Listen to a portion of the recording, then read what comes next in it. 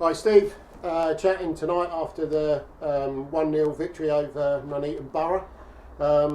3 points that moves us up to 7th in the table, I think now. Following on from Saturday, another clean sheet. Yeah, no, really pleased. You know, it's you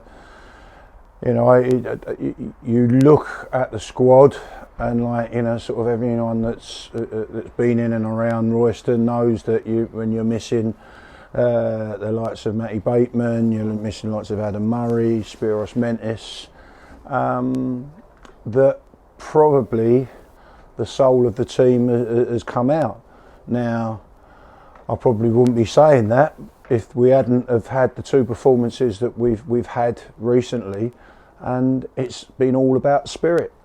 And no disrespect to the 3 lads I've just mentioned, but we didn't miss them.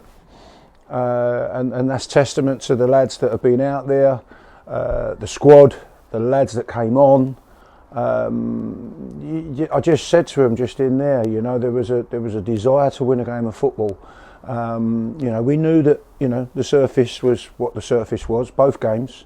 It wasn't bad, and brilliant to Mick and Steve for getting it in the state that they did.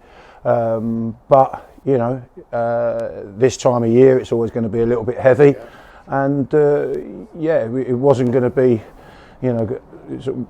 absolutely blessed with incredible bits of skill, but the determination that was there to a player was absolutely superb.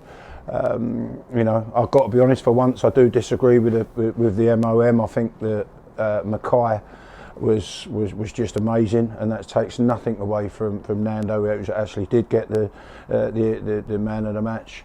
Who had a good game as well. Who did have a great game, yeah. And I'm not, please don't think I'm not knocking any of them, but I just thought that the way they went about it was absolutely superb. And they're a team that are looking to get promoted. There's a good chance they will get promoted, and we've dealt that in as a convincing way as possible. Have we left it too late? Who knows? But it's just nice that we're getting consistent results. And for me, I've said this on a few occasions, sort of a thorough 90-minute performance, and we've done that these last 2 games.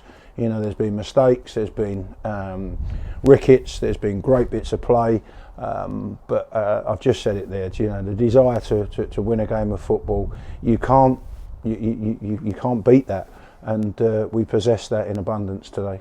Yeah, and I think you touched on it there. The manner of the 2 victories, the battling, backs against the wall at times. But built on defensive strength really, and solid at the back.